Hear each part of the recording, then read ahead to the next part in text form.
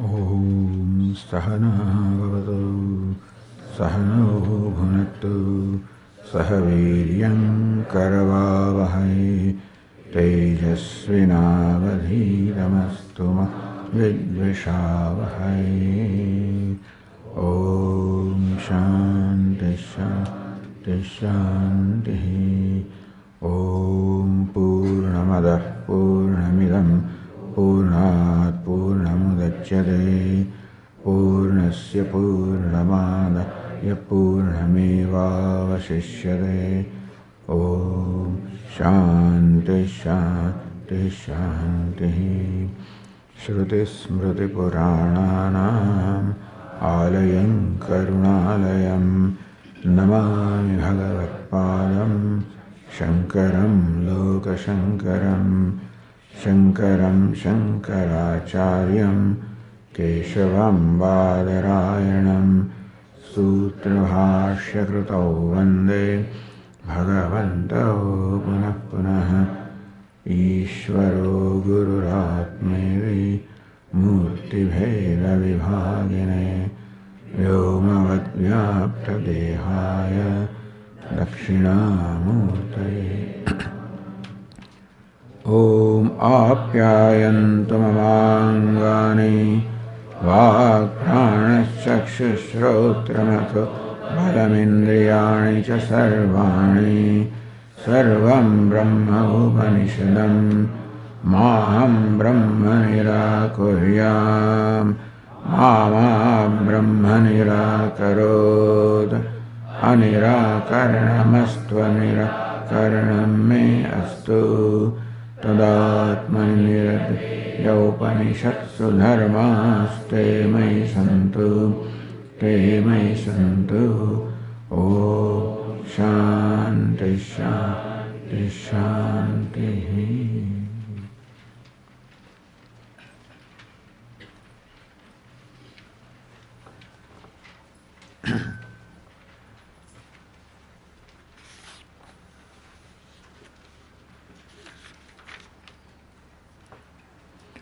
Smarovav akashad bhuyah.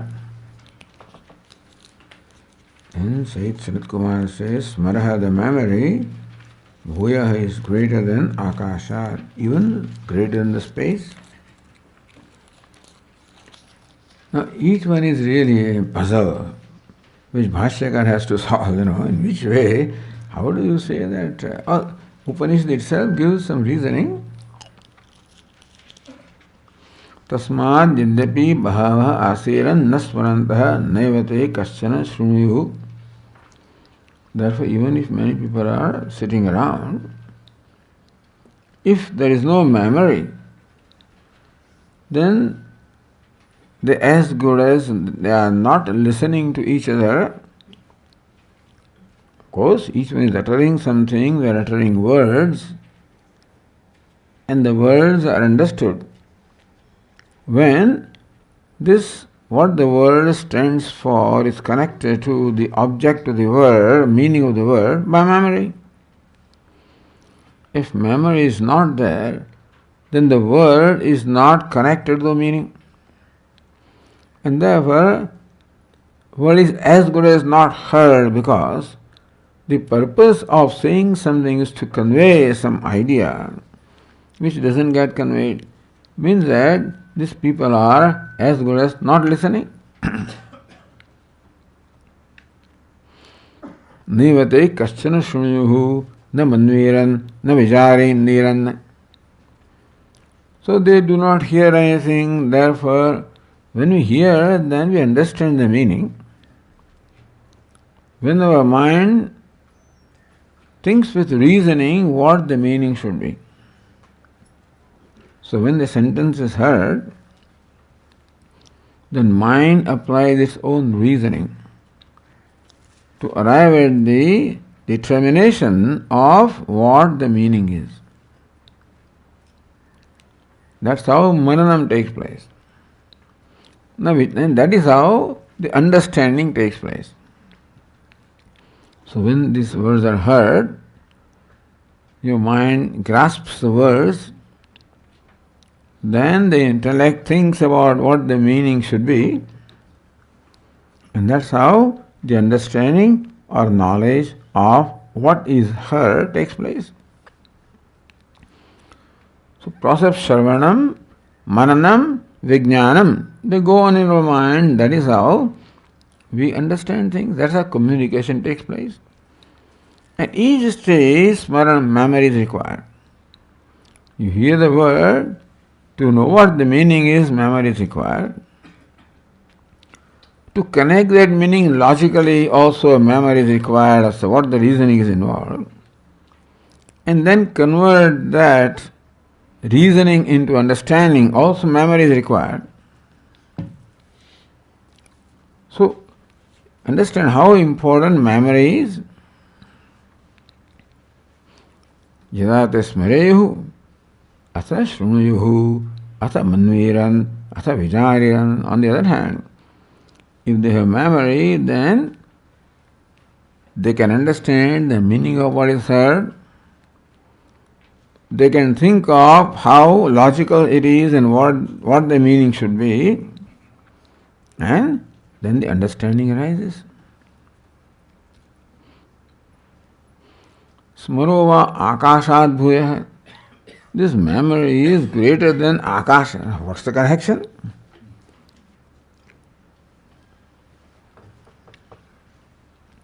Bhuya should be bhuyan, of course, because linga vyatyayana, because smara is masculine. Smarane sati akashadi swaram arthavat. So akash is an example, everything. Akash, vayu, agni, apaha, prithvi, all the objects, whatever there is, becomes arthavat, becomes meaningful as an object of knowledge, as an object of experience, as an object of enjoyment, provided there is memory of what that is. This flower, it requires memory that this is a rose, or this is a flower. If that memory is not there, then I do not relate to this object for what it is. In that case, the object does not become the object of enjoyment for me.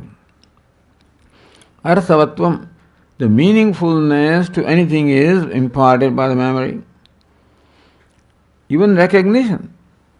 As I said, that all our vyavahara takes place because of recognition.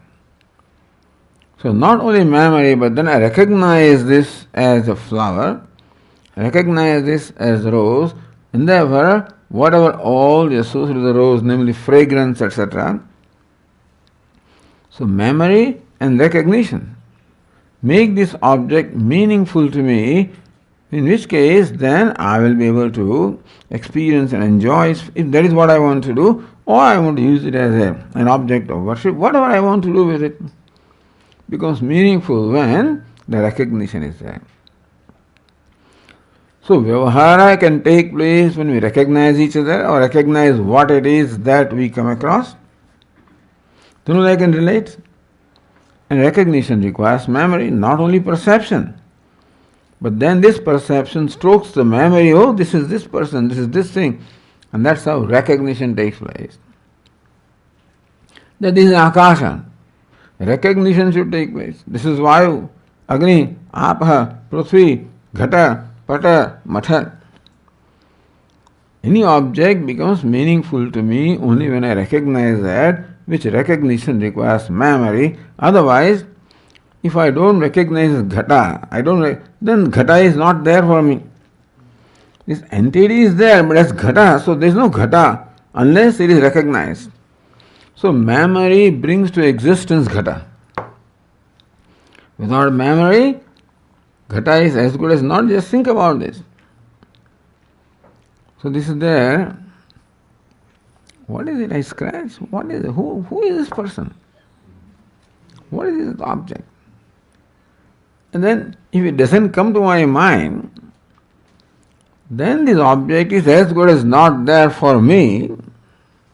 Oh, it is a pot, and then the pot comes into existence. So memory gives existence. Memory creates things, you follow? By recognizing this object as a part, the recognition and the memory has created the part. Otherwise, the part is as good as not there. Thus, Smriti creates everything. As somebody pointed out, this is the Drushti Srishti Vada.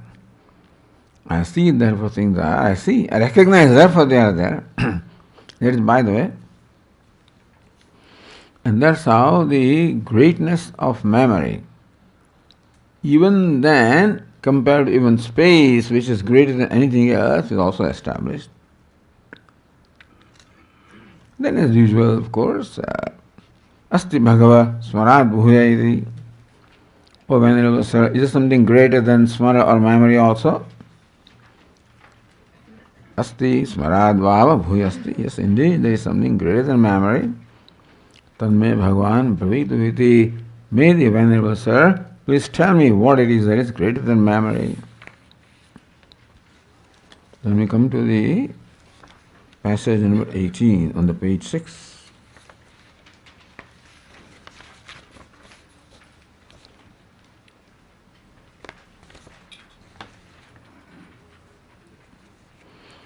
Ashavavasmarat bhuyase.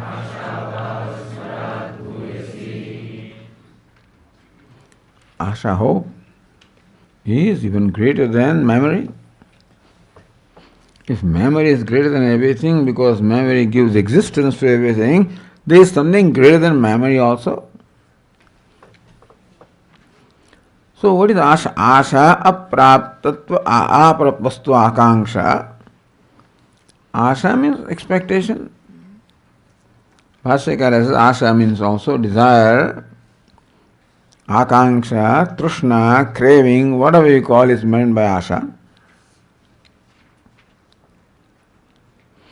Sacha Smarat Bhuyasi, this Asha, the desire, is even greater than memory. So when it itself, Ashaya Iddho Vai Smaraha Mantran Adhite, I become a rememberer. I remember something when I become a rememberer. Smaraha. Why? Because to remember something becomes a need, because when a desire arises in my mind, here Putra and Pashu, etc., but whatever desire, so desires son, desires progeny, desires cattle, desires wealth, desires study, desires whatever I desire. It is when that's ashedho vaismaraha. So when one is imbued by the desire, meaning that when I become a desirer, that is when the memory, what it is that will fulfill my desire. When desire arises in my mind, next question is, what will fulfill this desire?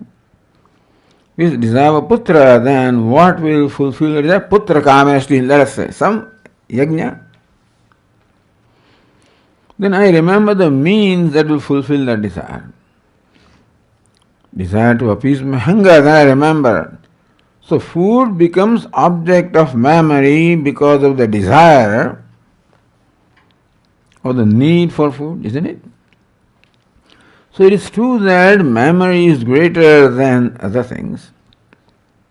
But what it is that brings out the memory? There are thousands of memories in my mind right now, isn't it? From thousands of experience, every experience leaves an impression that is a potential of memory. So which memory will surface? What determines what the memory will be at this moment? What I want. I'm hungry, time for breakfast, time for prayer, time for class,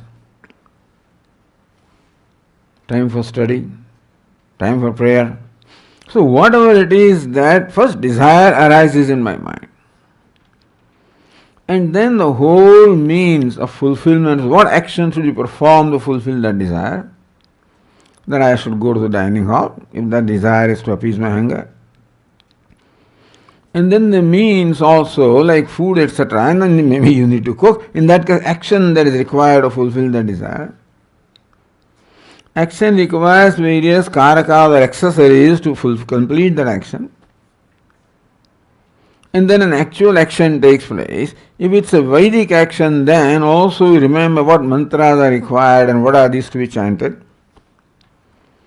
how the action is to be performed, what the outcome will be, and the outcome is the whole universe. Understand, this is all karma phala. So this karma phala presupposes karma. Karma presupposes all the accessories that are required. They presuppose the desire to perform the action. And so desire only brings about, oh, this is the karma, these are the things that are required. They require for breakfast, require for lunch, require for dinner.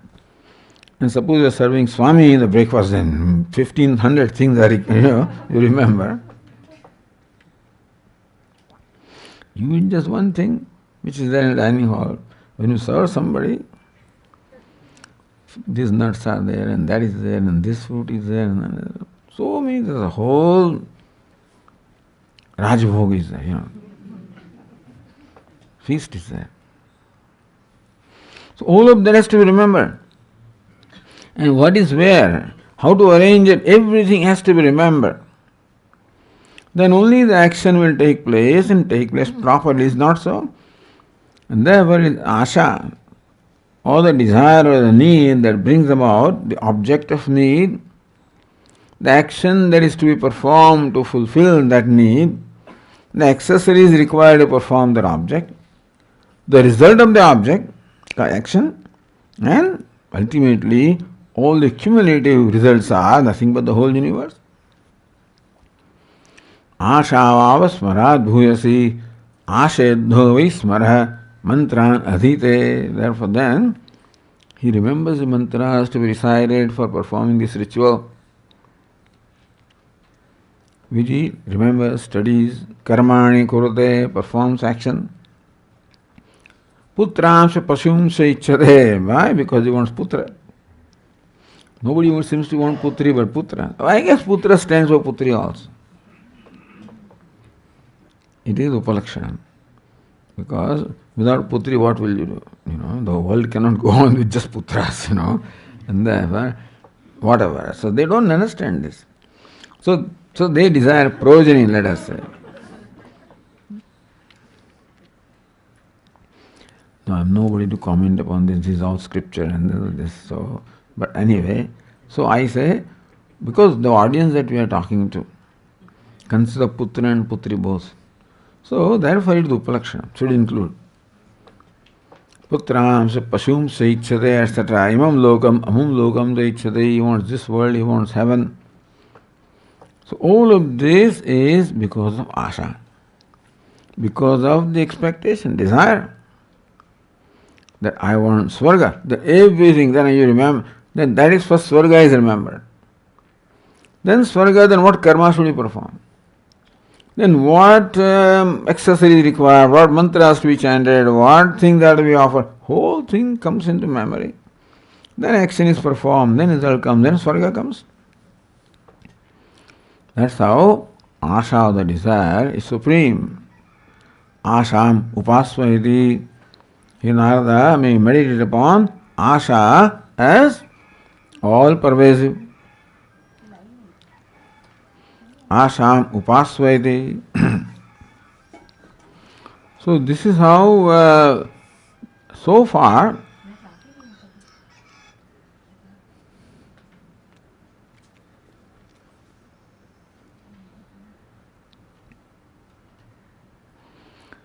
Namadi ashantaha pratyagatman upadaya. So what the Shruti has described so far, beginning from Nama, then Vak, then Manaha, then Sankalpaha, then Chittam, then Vijnanam, then Dhyanam, and then Vijnanam. Jnanam, then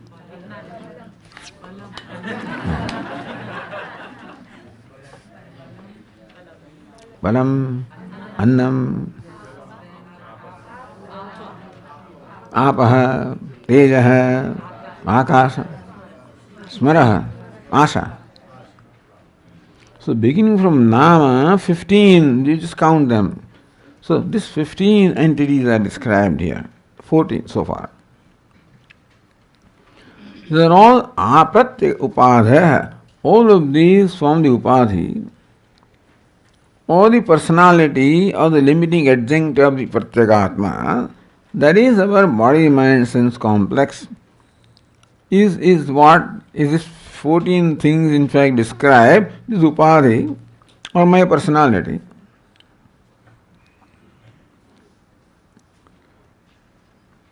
Uttarottara antarattvena bhuyastokya.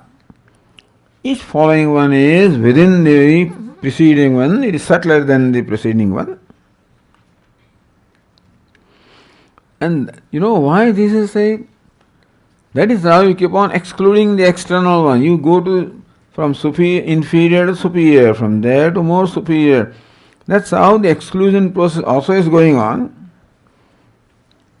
Tebhya vyatireka, and therefore that pratyagatma is different from all of this. What pratyagatma is not, what atma is not, the upadhi is thus described in all these stages, succeeding stages, from these grosser to the subtler, inferior to superior.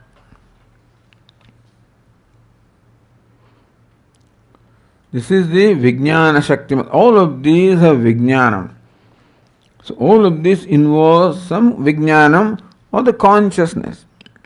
So when it is said that look, the earth is meditating or earth is concentrating, you imagine that it is intelligence or the consciousness is there in the earth that meditates, etc. So thus Vijnana Shakti, but these upadhis that are described so far, they all stand for, or they all describe the Vijnana Shakti. We have the Ichha Shakti, Kriya Shakti and Jnana Shakti. So the upadhis or the personalities, living adjuncts, some of which perform the knowledge, some of them perform the will, some others perform the Kriya.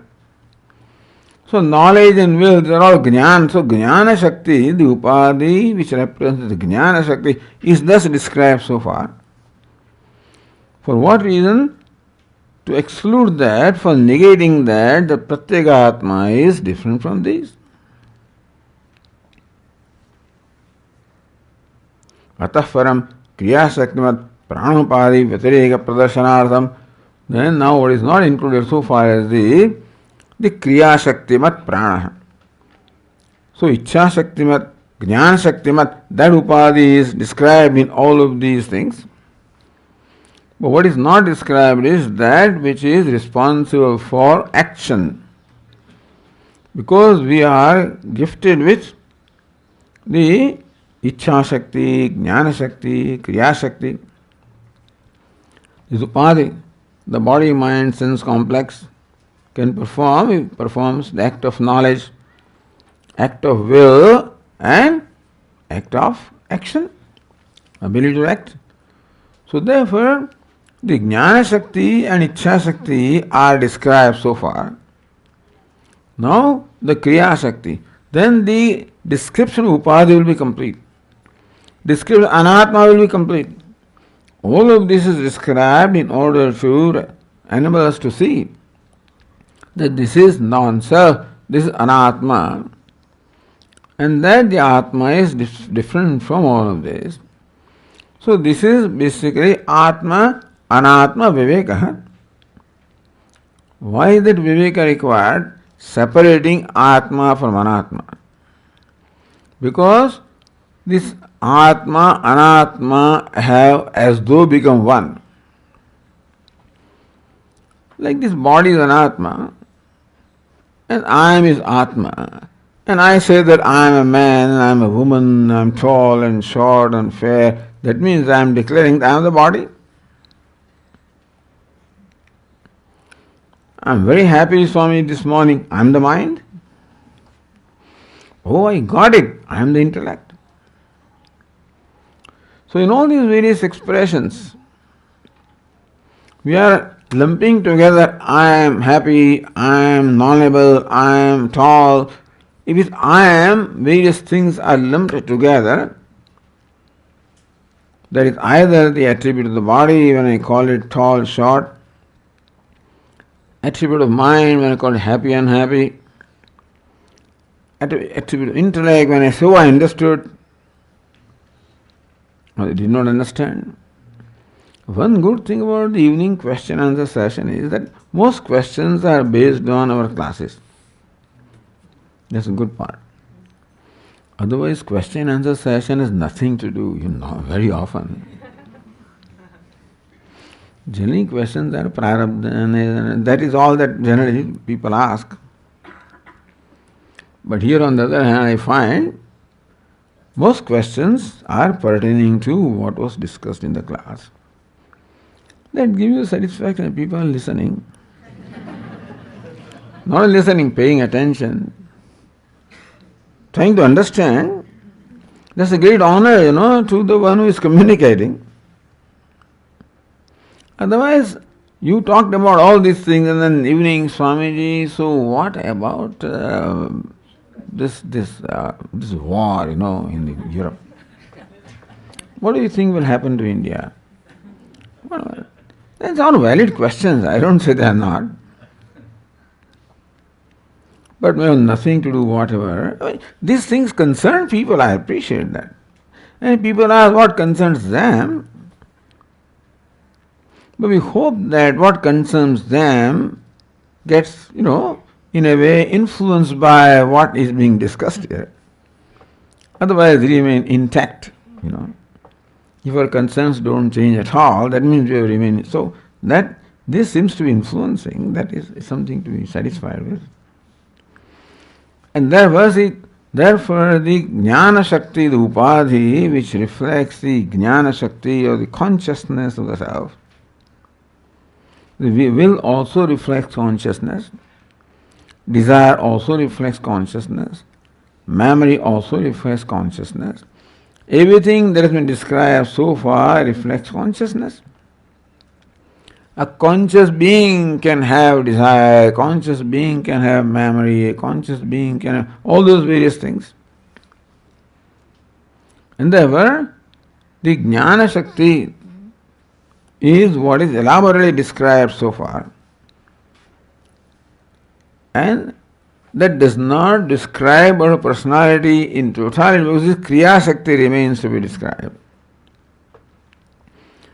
Otherwise, one will think that Atma, so Swamiji, I think of Ishvara as a great power.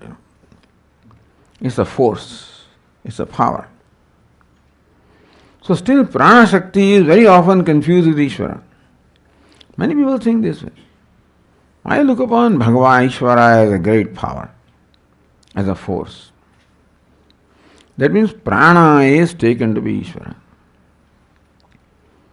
And whatever be the reason for people to think that way, but anyway, after listening to for 6 months, then this question arises, if not before that. But anyway, so this prana or the force or the power or the energy is also not Ishvara. That energy, power, Shakti, etc., all of these are also part of Ishvara's personality. And Ishvara is different from them, or Atma is different from them, that also needs to be established. And with that in mind now, we come to the next passage, which is the passage, our 19th passage on the page 6.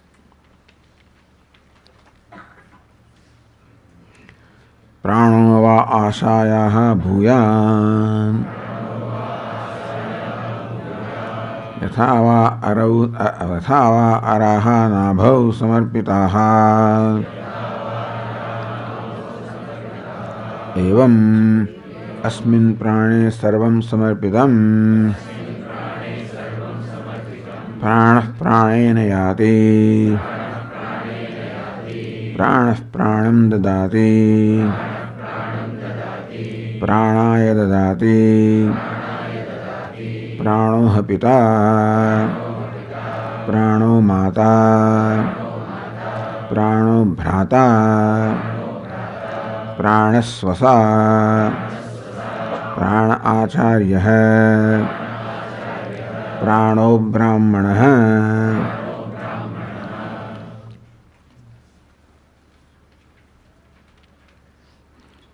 Prano vai ashaya bhuyan. That prana indeed is even bhuyan, greater than asha, greater than desire.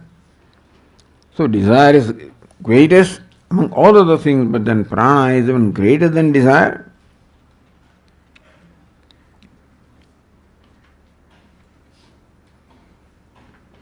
Kathamasya bhuyastvam. On what basis do you say that? Now, what is prana? Prana is a vital force. What is called energy, what is called force, which is an extremely important thing because that is what runs the whole universe. That which provides dynamism to the whole universe. Because everything is running, everything is dynamic, everything is in action. So the action, dynamism, all of this is provided by what is called prana, the vital force. There is prana in our own body also, which is the vital force that provides the energy to this body, mind, sense complex. Stronger the prana is, stronger the various faculties are. And as age advances, the pranas become weak, then I can get up and cannot sit down and cannot get up, and then what did you say? What is so all the faculties also start becoming weak when the pranas become weak.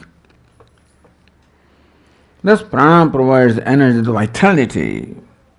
Just as it provides vitality to this individual, so also it provides vitality to the whole universe. So this individual is like a replica of the cosmic cosmos. And generally speaking, therefore, what applies to the individual also applies to the cosmos. So just as the individual prana or vital force in this body, so also there is a vital force that keeps the whole universe also running. That's the cosmic vital force. So prano va ashayaha bhuyan. In Arda, the prana, the vital force, and the individual or cosmic vital force is greater than even the asha or the desire. How is it so? How does prana run the whole universe? The prana, the vital force, runs or gives dynamism to the entire universe, is responsible for all the movements and actions and dynamism in the universe. That is explained by an example. Yatha vai araha nabhau samarpitaha. Example of a wheel of a chariot. In a chariot there is a rim, there is a hub, and there are spokes connecting the rim with the hub. And there is an axle that passes through the hub. So what runs is the axle, then the hub runs, and the movement of the hub is transmitted to the rim through those spokes. That's how the chariot runs. So what makes the chariot move? The wheel. Or wheel, the rim. But the rim can move provided the movement is given to the rim, that's by the spokes. No spokes, rim can be there, no movement. But spokes themselves gain their movement from where? From the hub to which they are fixed. So this is the example. Yatha vai araha navo samarpitaha. Just as the spokes are inserted in the hub. This is also nave or hub. Evam asmin prane sarvam samarpitam. So we imagine that the rim also is then fixed, so the spokes join the hub and the rim, and that's how the motion is passed on. Evam, in a manner similar to that, asmin prane sarvam samarpitam. So in this prana, the vital air, everything also is connected, everything is fixed or joined. So prana is like that hub. And when that moves in the spokes, that moves in the rim. And that's how the whole universe moves. Now there may be many ways of explaining this.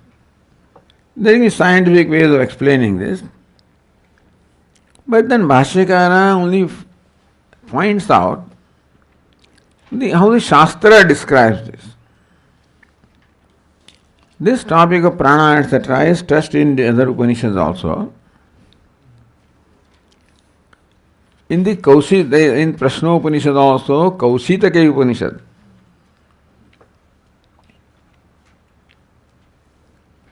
Tad yatha rasasya areshu nevihi arpitah नाभो अराह अर्पित एवं एताः भूतमात्राः प्रज्ञामात्रासु अर्पिताः प्रज्ञामात्राः प्राण अर्पिताः.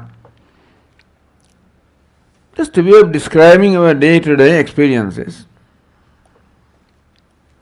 We experience, let us say, these different objects of the world, the sounds and touch and the taste and the smell, and we experience them. Shabda, sparsha, rupa, rasa, gandha. They're all different kinds of objects. Ghata, pata, matha. They are all experienced by our sense organs. So eyes perceive the colors and forms, ears perceive the sounds, the skin experiences the touch, nose experiences smell, the palate experiences taste. So these fivefold objects of the world are experienced by the five corresponding organs of perception. This is, a simple thing. But then how do these sense organs experience something? How can the eyes experience the colors and forms if eyes themselves are provided vitality to experience that? And what provides eyes, ears, sense organs the vitality? So they say here, Etaha bhutamatraha prajnamatrasu arpitaha. Only when different objects are experienced by the corresponding sense organs, which are live things now, they are conscious things. Prajnamatraha tu arpitaha prajnamatra prana arpitaha. The sense organs themselves in turn derive their vitality from prana. So, looking at our own personality, the prana, the vital air, provides vitality to the sense organs, and that's how the sense organs are able to experience the different sense objects. So, in this setup, what is dependent and what is relative independent? The sense objects could not be experienced or perceived without sense organs. You could not hear these words without the faculty of hearing. So what depends upon what? You hear the words through the organ of hearing. So this perception or cognition of the sound of the words depends upon the sense organ. So sense objects depend upon sense organs. Sense objects will have no value if they are not experienced by sense organ, is it not so? A very beautiful movie shown here. When you see that, when you hear that, if there is no seeing, no hearing, then all of this would become meaningless. So, sense objects themselves do not have the freedom to become the objects of experience unless they are illumined by their respective sense organs. So, Vedanta would say that these words are illumined by your organ of perception, faculty of hearing. So your Shrotrendriya, the faculty of hearing, you can say you hear the words through them, or you can say that the faculty of hearing illumines these words. The eyes illumine the colors and forms, and thus each sense organ illumines the respective object. The illuminator is a conscious entity, but illumine is of course an unconscious entity. So therefore, these sense objects, for them to be meaningful, for them to be experienced, they are all depend upon the corresponding sense organs. Is it not so? Bhutamatra, prajnamatra, swarpitaha. Bhutamatra meaning all these objects, shabda, sparsha, which are all bhuta. Shabda means sound, is the property of which element? Akash. And color and form are the property of? Eyes means what? Element? Fire. That's why called Bhutamatra. They are all 5 elements. All the objects will experience and do a modification of 5 elements. That is why Bhutamatra, all the Bhutamatra, all the different objects of experience or perception, they all depend upon the Prajnamatra, meaning they are all dependent upon the corresponding sense objects that are Prajna or conscious entities, isn't it?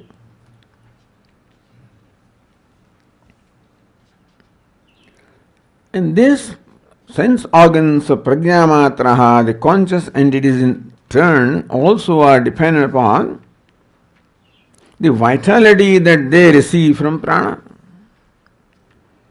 Therefore, Prajnamatra prana arpitaha. It is prana, the vital air that provides vitality to the sense organs, which in turn illumine the respective sense objects. So this is how this thing is described. Very beautiful way of describing our day-to-day experience, so that we learn something from this. From a simple experience right now of listening to these words, there is a great lesson involved. That these words can be heard only when the organ of perception called the Shrotrendriya, the organ of hearing, is there. Not only that, it is functioning. It doesn't function, then hearing doesn't take place. So hearing takes place when there is a functioning organ of hearing, and there is something that provides that organ of hearing the ability to function. That's called prana. Because if that prana is not there, the structure can be there, but the function may not be there. And therefore, all the objects are dependent upon the corresponding organs of perception and the organs of perception on their part to be functional, to perform the function that they are meant to function. They depend upon the prana or the vital force. So it is said that Bhutamatra, Prajnamatra, Swarpita, all the Bhutamatras, all the different elements, all the different objects are arpita, they are connected to, they are like the spokes are connected, inserted. So they are all connected to the Prajnamatra, and they in turn are connected to the prana. So prana is the hub. The spokes, rim, So how the whole universe functions? If you imagine the whole universe functioning like a wheel, because wheel is constantly in motion, so also the whole thing is in motion, dynamic. And that is how prana, the hub, brings into motion the sense organs of perception, organs of action. They in turn make meaningful the corresponding objects. And that's how the whole wheel of the universe runs. So this is one way of describing, the poetic way of describing, and also realistic way of describing.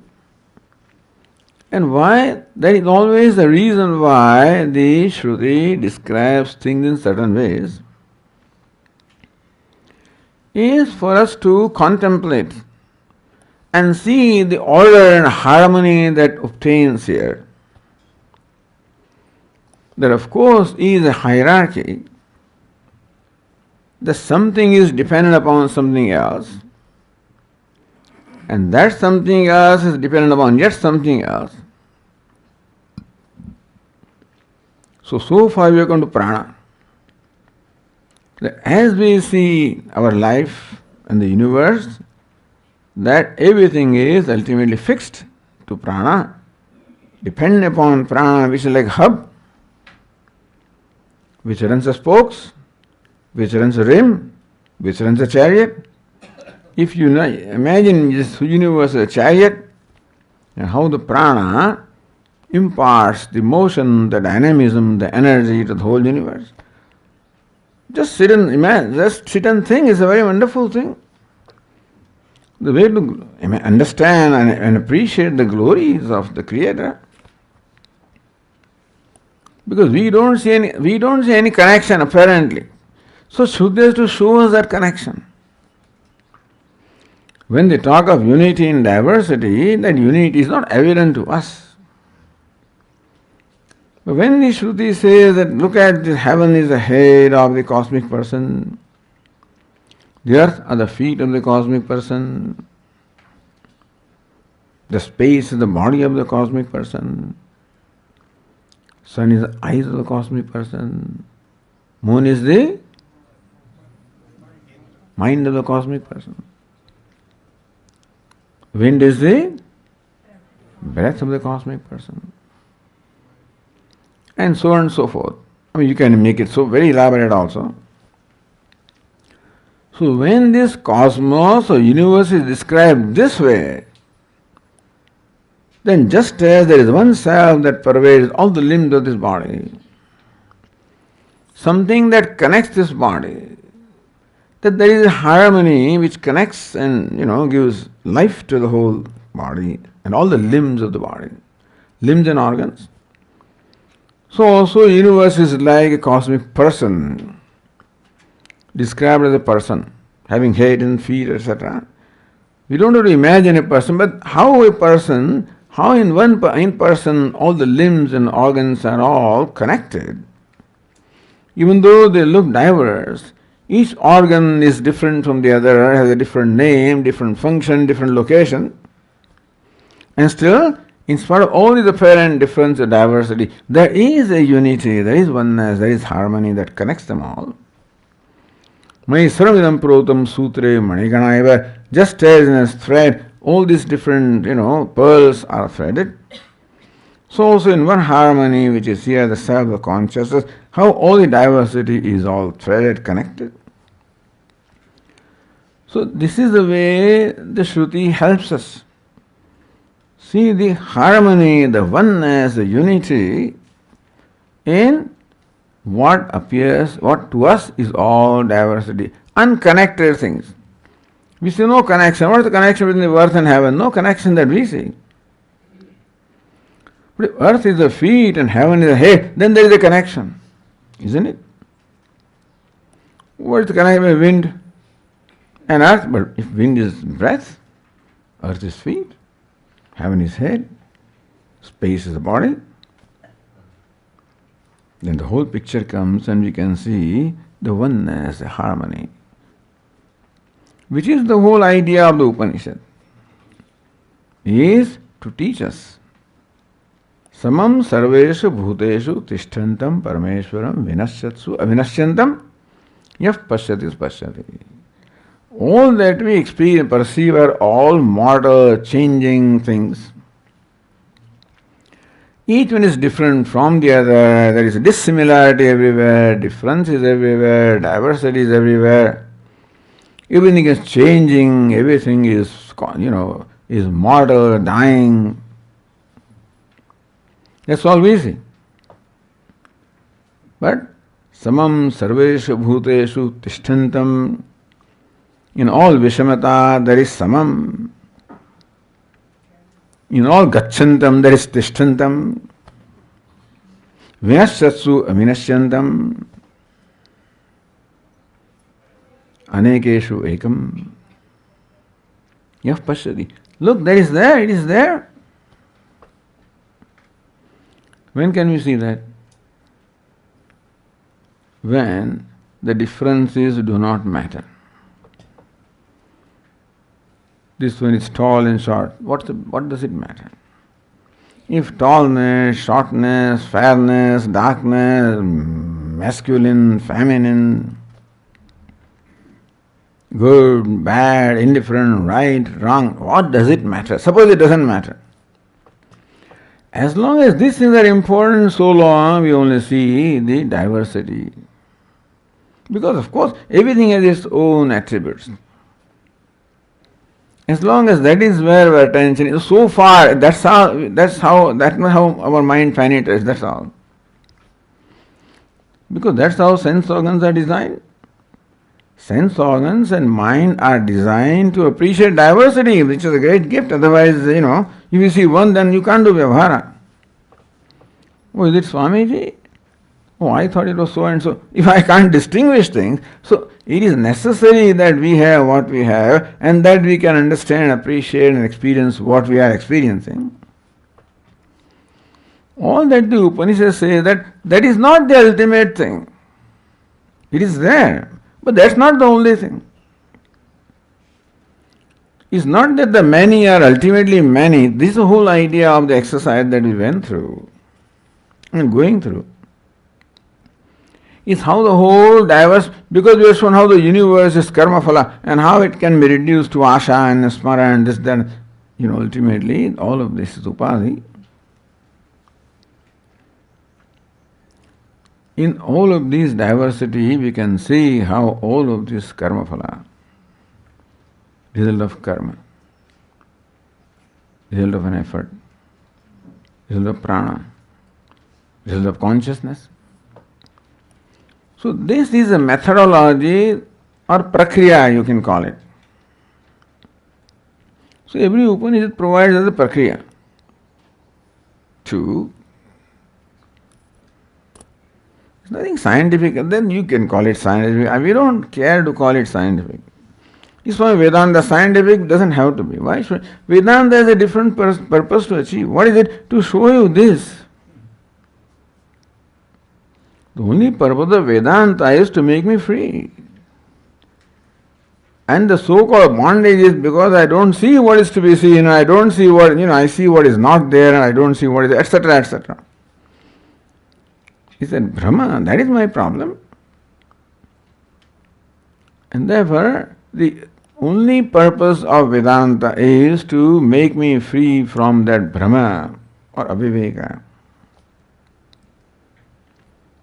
Brahma is not scientific. If you see snake upon the rope, there is no science involved there. They tried all the science, all the Khyātivāda, they could not come up with any explanation. Ultimately, nothing is scientific, I tell you. That, it goes up to a certain point, then it all becomes anirvachaniyam. Even scientists also will tell you that beyond certain things you can't explain. Most, minute things and most big things also, they defy a logical explanation. Let it be. Maybe they will find it. I have no problem if they find it. I doubt it. Because in mithya, what can you find? If they find something which is all explainable, then Vedanta has to be closed. Because Vedanta explains that Jagan mithya, diversity is mithya, division is mithya, dukkha is mithya. sorrow is mithya. Then only happiness can be real. If sorrow is real, then happiness cannot be real. So samsara is mithya. All this stuff is mithya. All imagine. We can drop it. That's what they invite us to. That's called negation. That's called neti neti. By showing us how trivial those things are. It's so important for us in whole life, we are so burdened. It's how trivial it is. There's something much more profound. Look at that. Then this becomes trivial. If our attention only to the trivial, then profound remains totally, we become unaware of that. So in all the trivial appearing things, the profoundness is being shown here in its own way. It's called prakriya. So our mind has certain pattern of thinking, reasoning, and that pattern of reasoning is used here. So reasoning is not only scientific reasoning, this also is a reasoning process. Or something dependent upon something else, Not only cause and effect relationship, nimitta, naimittika. So what is important? This is dependent, that independent, from dependent to independent, from that to independent, and ultimately absolutely independent. It's called prakriya. It's called the methodology. And you can see the beauty of every Upanishad in this manner. Of course, including this one. So, bhutamatra, prajnamatra, swarpitaha, prajnamatra, pranayarpitaha. The Kaushitike Upanishad says, the language is something, but when you understand the profundity of what it says, bhutamatra, all these objects that are out there are called bhuta, or bhutamatra, modification of bhuta, they are all dependent upon the prajnamatra, they all depend upon the knowledge or perception which comes from the sense organs. They're as good as not there if they are not perceived. But perception can take place provided there is something that gives a life to this perception. Eyes must be alive, ears must be alive. When some problems happen and they become dead, then as good as not there. Some unfortunate people, somebody loses ears because of some injury, then there's no life. So all of these things that are dependent upon something that imparts them life. Therefore, prajnamatra, pranayarpitaha, all this prajnamatra, all this knowing, perception, acting, all of this is because there is something that provides them life. The hands can work if there is life, legs can work if there is life, speech can work if there is life, hearing can work if there is life. So don't stop at merely hearing or faculty. Understand that faculty of hearing can work because it is alive, because there is life, and that when the life is not, we know about Anvaya Vyatireka. As long ears are alive, they can hear. When ears are not alive because of injury or something, they don't hear. Therefore, Anvaya Vyatireka, right? When life is there, these things function. Life is not there, they don't function. Meaning that this is dependent upon life for its functioning. Isn't it? This is called Anvaya Vyatireka. When something is there, something is there. Yat sattva, when some life is there, these things function. Yadasve, asatve, when life is not there, they don't function. Simple. That means all the sense organs of perception, all the organs of action, all of these require that they should be alive. And also it is clear that life is not due to them, because this thing can be lifeless also. If something happens, then the eyes can become lifeless. So eyes as a structure is there, but it doesn't see, meaning life is gone. That means that life is not the inherent nature of eyes or ears, isn't it? Otherwise they will never be lifeless. That means something provides life to them. They are dependent upon something for them to be alive and functioning. So I'm alive and kicking. Yes, somebody asked him, I'm alive and kicking. Therefore, prajñāmātraha, the very profound statement, prajñāmātraha, prana arpitaha, all this prajña, all this knowledge depends upon prana, upon the life. And that life force is called prana. At the individual level or at the cosmic level, because same thing is going in the cosmos also.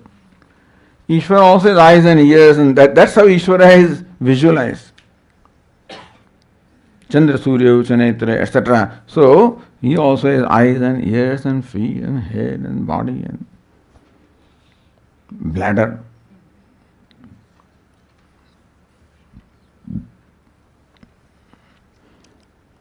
That is why this prana, this life force, is superior to everything.